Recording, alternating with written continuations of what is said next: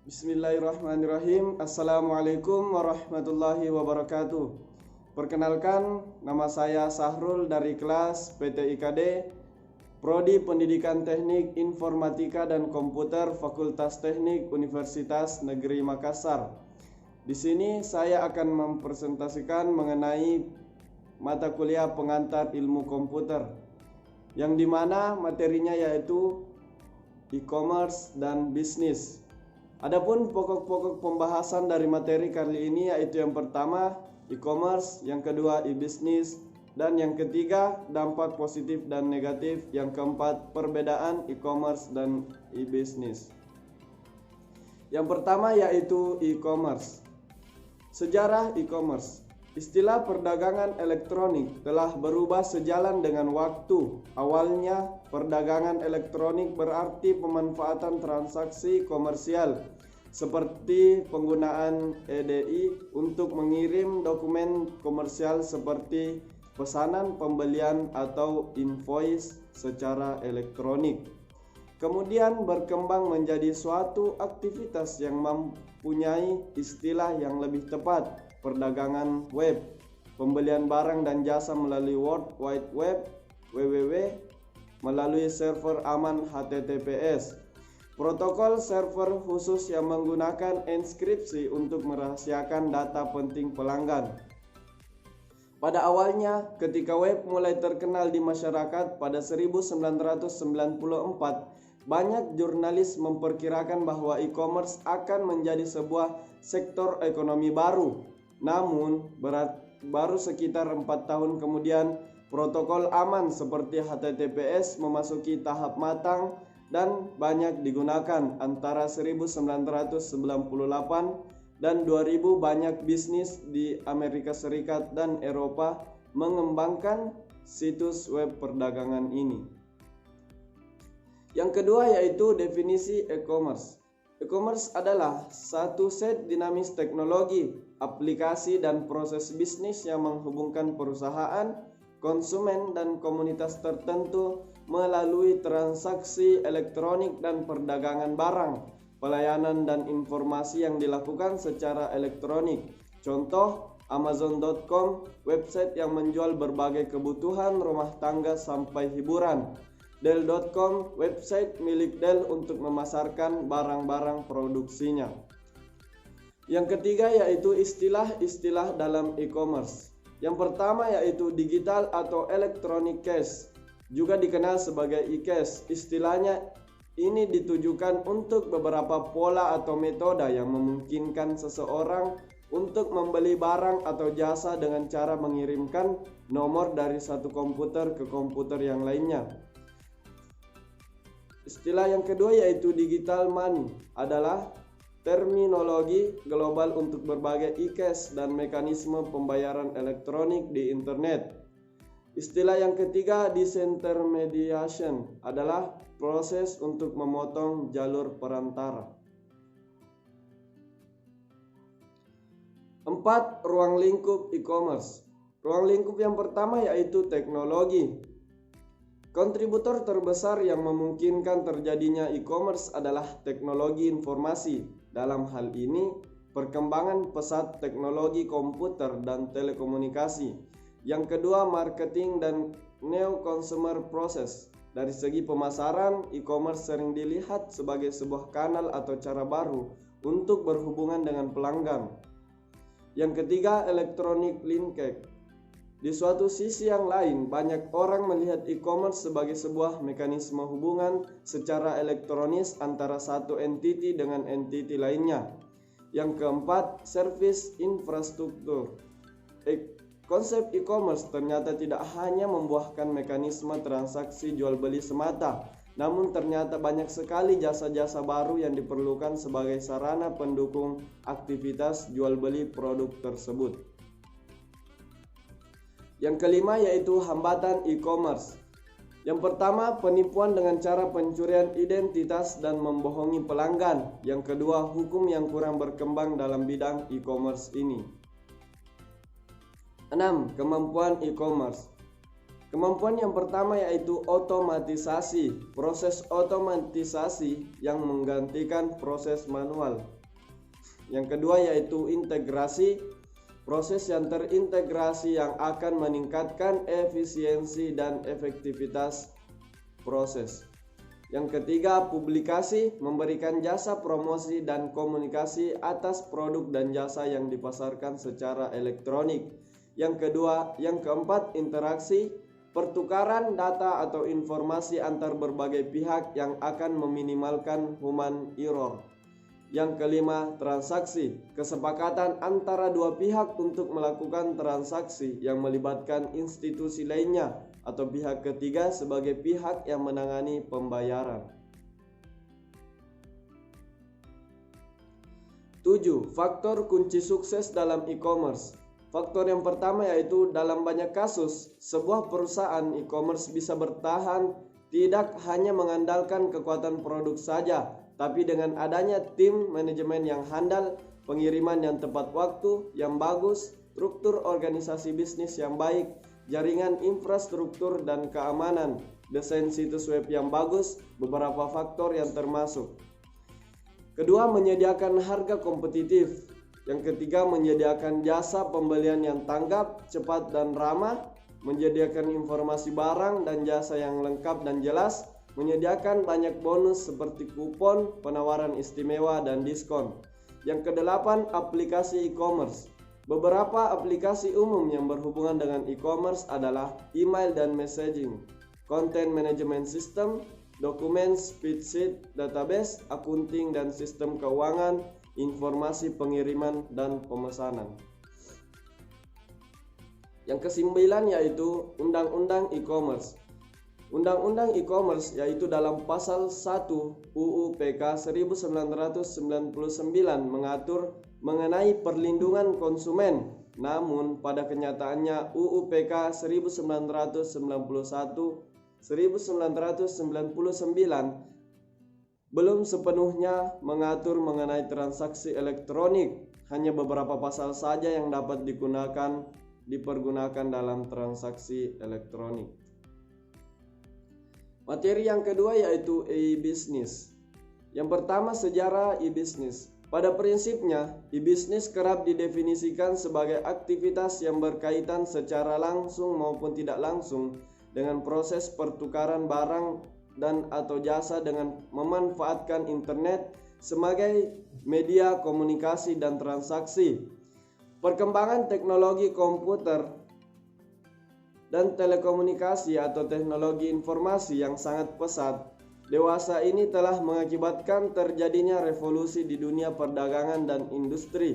Jika dahulu transaksi bisnis yang harus dilakukan secara tatap muka, face to face, melibatkan sejumlah fasilitas dan sumber daya fisik, office and paper, dan mempertukarkan barang dan jasa terkait dengan uang kertas atau receh, maka pada saat ini transaksi serupa dapat dilakukan oleh siapa saja dan dari mana saja secara fleksibel tanpa harus bertemu muka, dilakukan dengan menggunakan peralatan elektronik seperti komputer, personal digital, asisten, dan sebagainya, dan internet di mana proses pembayaran dilakukan melalui mekanisme transfer informasi keuangan, kredit card, digital money, dan sebagainya.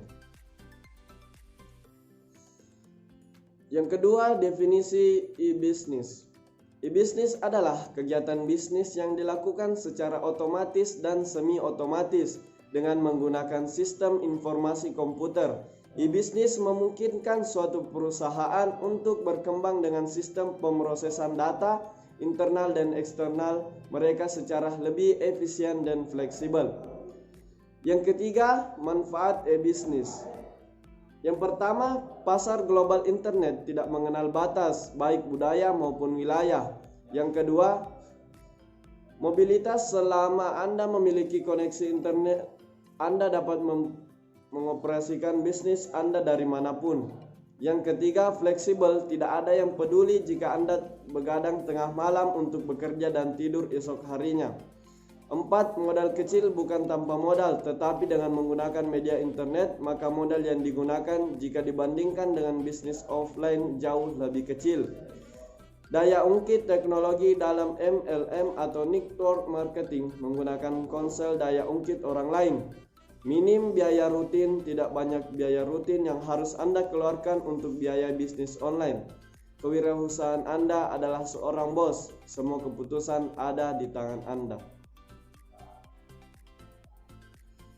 4. Ukuran keberhasilan e-bisnis. Jika bisnis bertujuan untuk mencapai apa yang dalam teori disebut sebagai wealth maximization dan di dalam praktek sehari-hari wealth sering diasosiasikan dengan profit atau keuntungan usaha, maka secara jelas e-bisnis harus dapat paling tidak melakukan kedua hal di bawah ini. Yang pertama, seberapa tinggi potensi penambahan revenue pendapatan perusahaan baik secara langsung maupun tidak langsung yang didapat pada saat konsep e-bisnis diimplementasikan, dan seberapa tinggi potensi pengurangan kos atau biaya yang dapat dilakukan baik secara langsung maupun tidak langsung yang didapat pada saat konsep e-bisnis diterapkan. Yang kelima yaitu aplikasi e-bisnis. Di dalam menerapkan konsep e-bisnis, peranan aplikasi sangatlah penting dan krusial. Beragamnya kebutuhan untuk melayani pelanggan memaksa perusahaan untuk membeli dan mengembangkan berbagai aplikasi bisnis maupun teknis. Contohnya adalah aplikasi keuangan, aplikasi pemasaran, aplikasi sumber daya manusia, aplikasi pengadaan, aplikasi manufaktur, dan lain sebagainya.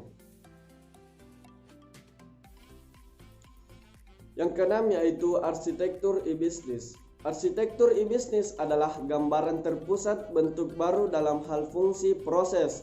Paralel dalam membangun arsitektur e-bisnis membagi pada fungsi proses persilangan yang terintegrasi untuk kebutuhan banyak perusahaan. Ada 5 bentuk e-bisnis untuk menuju market leadership. Yang pertama, the cross-functional business unit, the strategic business unit, the integrated enterprise, the extended enterprise, dan the enterprise community. Yang ketujuh yaitu desain e-business.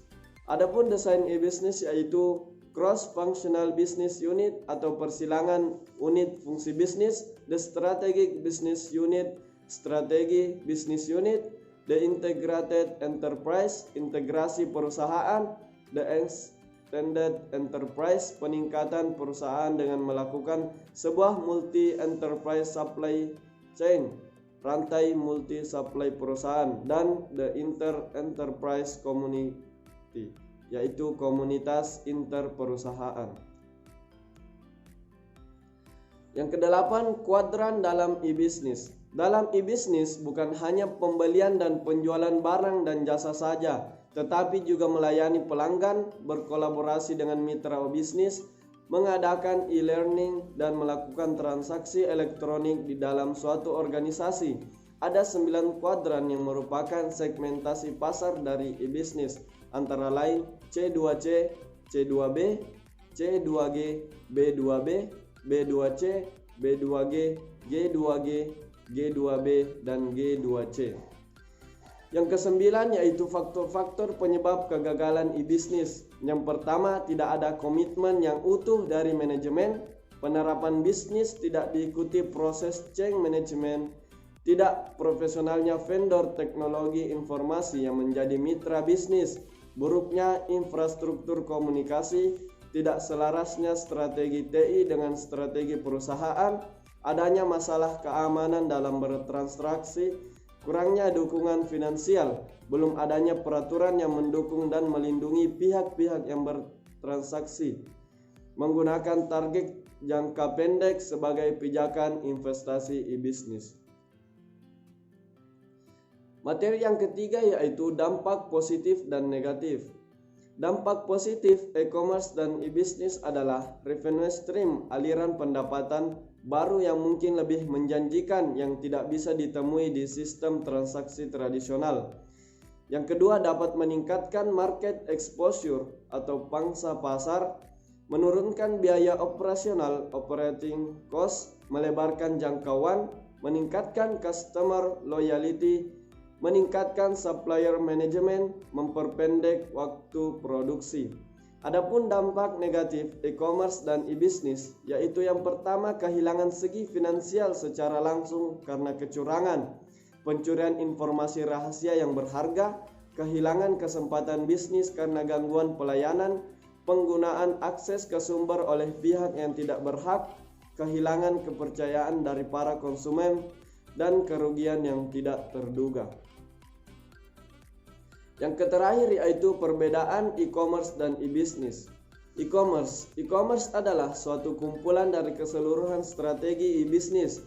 E-commerce dicari untuk menambahkan aliran pendapatan dengan menggunakan internet untuk membangun hubungan dengan klien dan mitra usaha dan mengembangkan efisiensi dengan menggunakan strategi empathy vessel.